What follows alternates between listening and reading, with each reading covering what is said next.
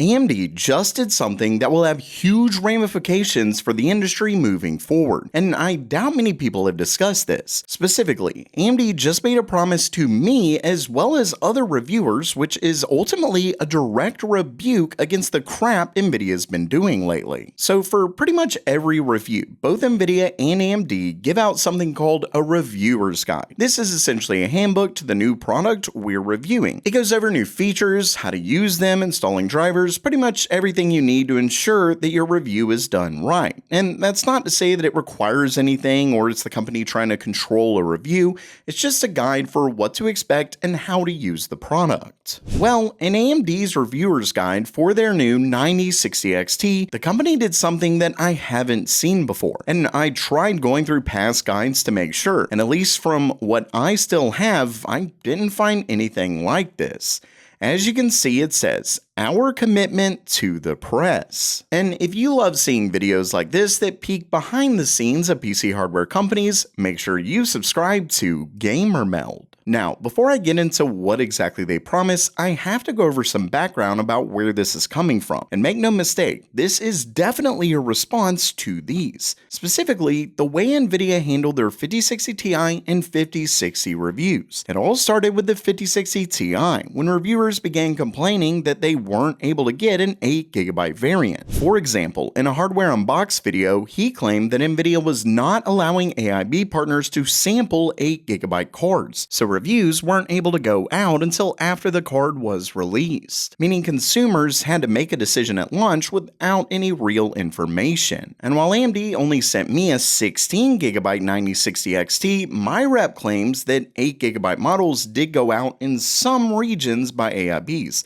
So as long as that's the case, it's not as bad as Nvidia. But that wasn't even the worst part, because Nvidia then doubled down with the RTX 5060 non-Ti. This time, they withheld drivers from reviewers until after the launch, which effectively turns their review units into paperweights given how important drivers are to gamers. Here's the kicker though. Nvidia offered drivers to outlets that were willing to do a preview at launch. The catch? Nvidia controlled what GPUs they could compare it to and even what games they could test. And obviously these previews were heavily skewed to favor Nvidia's new card. Basically, Nvidia flat tried to control reviews to make their card look better than it was. A clearly disgusting move, and one that I of course called out on this show. So you see what Nvidia tried to do. Now let's talk about AMD's promise.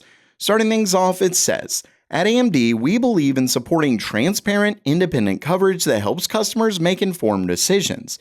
To that end, we provide you, our press partners, with review samples and drivers ahead of product launches so you have the time and tools needed to produce thorough, independent reviews. This is essentially AMD saying, listen, we are not going to do that crap. We're not going to hold samples or drivers or anything like that. And they specifically say drivers. And that is very important because obviously we can't take the word of a giant corporation or anything like that. But given the fact that they're making this commitment, if they don't hold to it, we can absolutely come back and slam them even harder, saying, listen, you flat lied to us. Because that's at least one thing Nvidia didn't do. They didn't promise to always give drivers ahead of the product launches or anything like that. Now, that doesn't make this really any less scummy, but at least here, we can hold them accountable. It goes on to say we also share a benchmarking guide that outlines the performance we observed in our labs along with test settings. This is not a mandate, it is a reference to help you verify that your samples are functioning properly and to offer context around how we see the product's positioning. That is basically something like this, and I will actually say not everyone does this, but it honestly is helpful. It's one of those things where it's like, okay, if you have all of these same settings, all of the same hardware, things like that, they also give us like a list of the hardware that they use during these tests. And let's say it's like half the performance. There could be something wrong. There could be, a driver issue or just something you may need to reinstall. You may need to reinstall Windows, something like that. This is just a base. This isn't like use this for your review or anything like that. So They then say, importantly, we do not place restrictions on what or how you test. And I will actually say that. If you saw my video not too long ago, there was an AIB partner with an Nvidia card that was sort of pushing some kind of mess up stuff. I'll have that video right somewhere up here. You should definitely check it out. But I will say, for one, that was the first time. I'm not at all blaming all AIB partners or anything like that. It could have just been this one person. But I will at least say, I've worked with AMD for quite a while, gotten review units for quite a while, never had any kind of issues like this. They never try to push me. Now, if I see where it seems like there's kind of an issue going on where I'm not getting the right performance, which a lot of times they'll just say, it must just be the way you're doing it, because maybe I'll send them I'll go over what I'm doing, what I'm testing, the drivers that I have, stuff like that. And if they don't see anything wrong, they're like, well, it must just be your card or whatever it is. But the simple fact is that they really do seem to hold to this. So it says, you are free to run the benchmarks, games, and configure. So that obviously is a reference to that preview crap, but you're free to run benchmarks, games, and configurations that best serve your audience. We trust you to conduct your reviews with the independence and integrity your readers and viewers expect. Positive or negative coverage does not determine future sampling. All we expect, and I somewhat wonder if this could almost be in response to that video that I did, but then it goes on to say, all we expect is adherence to embargo timing and a fair, balanced approach to testing and analysis.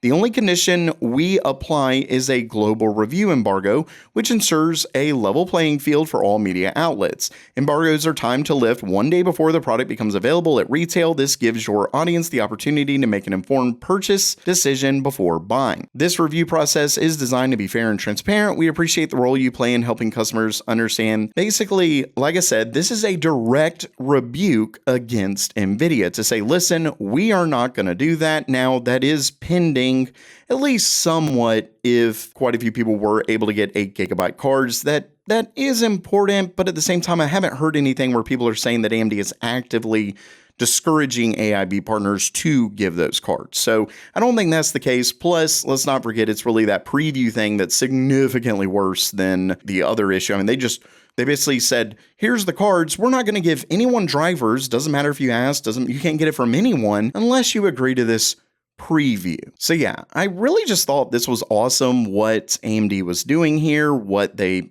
committed, what they promised us. Obviously, we have to actually hold them accountable, but it is at least nice to see it in writing. But of course, let me know what you think down in the comments below. And if you liked the video, please subscribe and give it a thumbs up. And as always, have a great day.